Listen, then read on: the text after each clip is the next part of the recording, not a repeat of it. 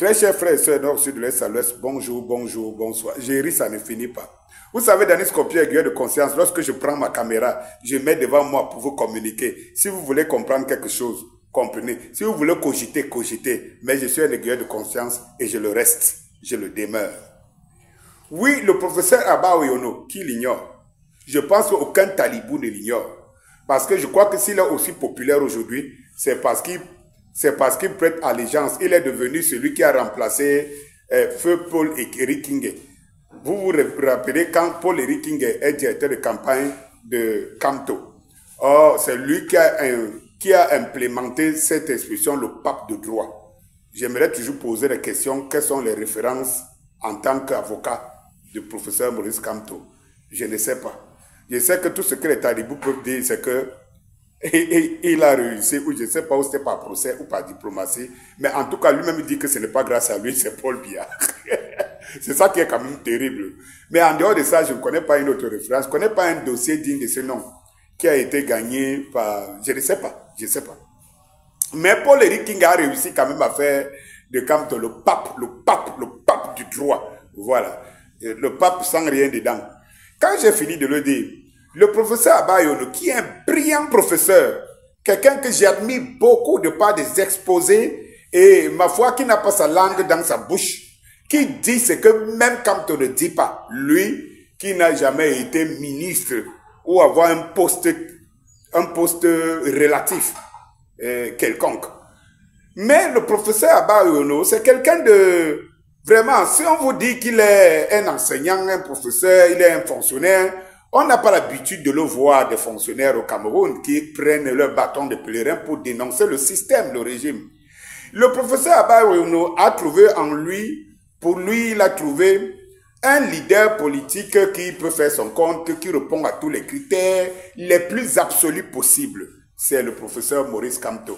J'ose bien y croire, puisque le professeur Abba Oyono va même jusqu'à dire qu'il n'a pas les talents et la compétence du professeur Kamto. Il l'encense, il plébiscite. Il n'y a pas meilleur défenseur, et vous voyez très bien lorsque quelqu'un a la verve. Le professeur s'est entouré des chiens aboyeurs. Mais remarquez très bien que le professeur, c'est quand même quelqu'un, c'est une des rares personnes aujourd'hui qui vont venir redonner un blason, une image au professeur Maurice Kamto. J'espère qu'il en sera reconnaissant. J'espère qu'il en sera reconnaissant. Eh bien, le professeur Abba Oyono démontre par A plus B que le MRC est toujours partie prenante vu la constitution, vu la loi électorale. C'est en ce moment où je me pose bien la question, si le professeur Abba Oyono ne fait pas de la démagogie. Parce qu'en fait, si tu ne fais pas de la démagogie, s'il est supérieur à toi, s'il a les talents et les qualités qui sont supérieurs à toi, j'ose bien croire que c'est un jet d'honneur, jusqu'à vous contredire comme ça au milieu de vos ouailles. Parce que vois-tu, lorsque tu dis que la loi électorale permet au MRC d'être candidat, alors que le pape du droit, donc tu encenses si tant, voilà ce qu'il avait dit à propos. Voilà ce qu'il avait dit à propos. Le MRC, parole du professeur Maurice Kamto, lorsqu'il décide de ne pas d'empêcher le MRC d'aller aux législatives.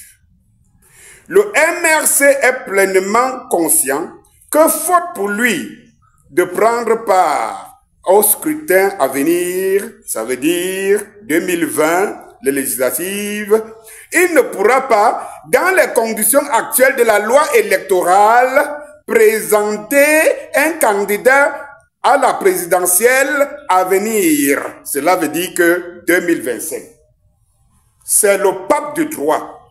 Le professeur Abba Oyono dit, il est au-dessus de lui en matière de droit. C'est lui qui le dit.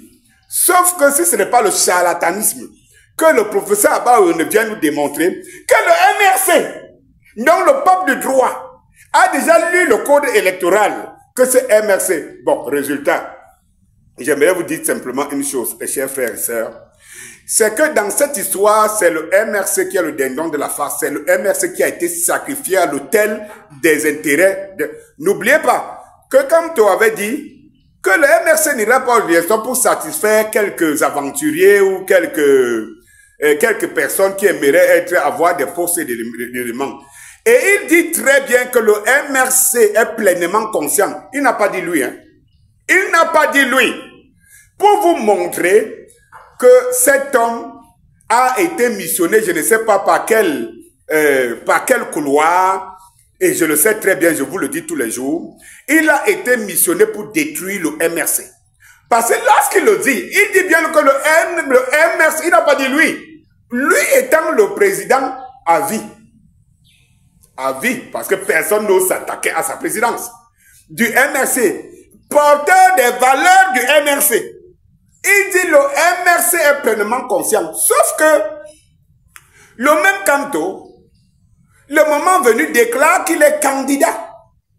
Et donc, d'une part, le MRC est pleinement conscient qu'il ne pourra pas, au regard du code électoral qu'il est, qu'il ne pourra pas aller au présidentiel. Le MRC, pas lui. Donc, pour ceux qui n'ont pas compris, ceux du MRC qui ne l'ont pas compris, ça n'engage que vous. Tout ce que moi, qui ne suis ni un professeur, ni un lettré, encore moins un intellectuel, selon leur entendement, je vous dis déjà que le MRC n'ira pas. Et c'est le professeur qui nous a inspirés, qui nous a ouvert la voie, qui nous a dit que le MRC ne pourra pas, et le MRC est pleinement conscient. Mais lui, il peut y aller. En d'autres traductions, c'est que le professeur Maurice Kamto a su bien faire la différence entre lui, son destin à lui politique, et celui du MRC en tant que parti, et qui porte ses idéologies.